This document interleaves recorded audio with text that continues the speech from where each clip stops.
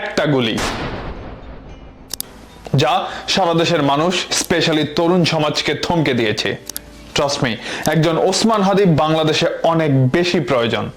Bangladesh and the peoples of Bangladesh cannot afford to lose Osman হাদি। বাংলাদেশের রাজনৈতিক অঙ্গন আবারও উত্তাল, কারণ একজন আলোচিত স্বতন্ত্র প্রার্থী ওসমান হাদি গুলিবিদ্ধ হয়ে এখন কোমায়। ঘটনার পর পুরো দেশ জুড়ে আলোচনা, কে এই ওসমান হাদি, তার জনপ্রিয়তার কারণ কি, আর কেন তিনি হামলার শিকার হলেন। আজকে আমরা সেই বিষয়গুলোই পরিষ্কার করে দেখব। ওসমান হাদি হচ্ছেন একজন উদীয়মান রাজনৈতিক মুখ। গত কয়েক বছরে সোশ্যাল মিডিয়ায় তার সরাসরি বক্তব্য, ব্যতিক্রমী প্রচারণা এবং ভিন্নধর্মী রাজনৈতিক অবস্থানের কারণে তিনি অনেক তরুণের কাছে জনপ্রিয় হয়ে ওঠেন। তার সমর্থকরা বলেন তিনি একজন অ্যান্টি এস্টাবলিশমেন্ট কণ্ঠ, যিনি সাধারণ মানুষের ভাষায় সাধারণ মানুষের সমস্যার কথা বলেন। রাজনৈতিক পরিচয়ে তিনি একজন স্বতন্ত্র প্রার্থী, কোনো বড় দল বা শক্তিশালী গোষ্ঠীর সাথে তিনি সরাসরি যুক্ত নন, যা তাকে আরো বেশি আলোচিত করেছে। ওসমান হাদির মূল রাজনৈতিক এজেন্ডা সাধারণত তিনটি বিষয়ের উপর ভিত্তি করে। এক, স্বচ্ছতা ও জবাবদিহিতা। তিনি বারবার বলেছেন রাজনীতিবিদদের জীবনযাপন, সম্পদ এবং সিদ্ধান্ত নেওয়ার প্রক্রিয়ায় আরো স্বচ্ছতা থাকা উচিত।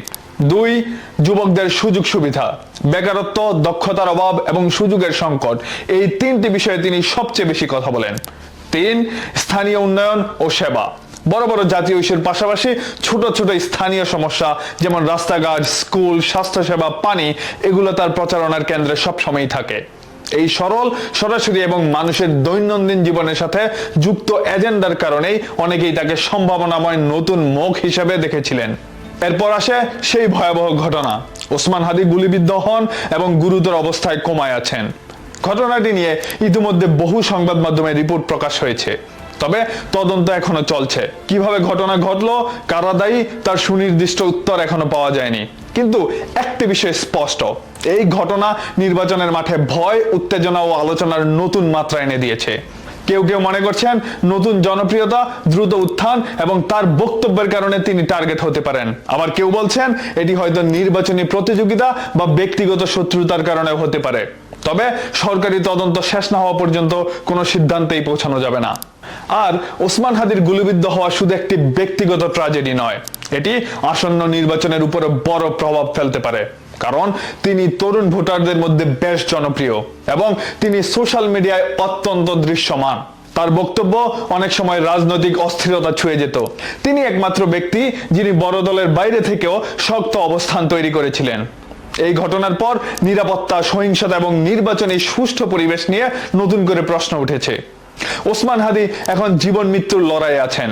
তাকে কেউ দেখেন একজন উদীয়মান নেতা হিসেবে, আবার কেউ মনে করেন তিনি হঠাৎ আলোচনায় উঠে আসা এক নতুন রাজনৈতিক প্রতীক।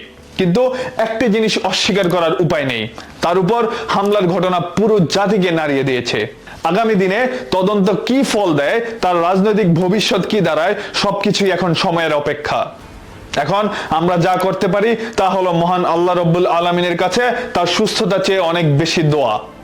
আল্লাহ যেন তাকে পুরোপুরি সুস্থতা দেন এবং মানুষের সেবা করার তৌফিক দান করেন। আজকে এই পর্যন্তই। সবাই ভালো থাকবেন, সুস্থ থাকবেন আর অবশ্যই নিরাপদে থাকবেন। আল্লাহ হাফেজ।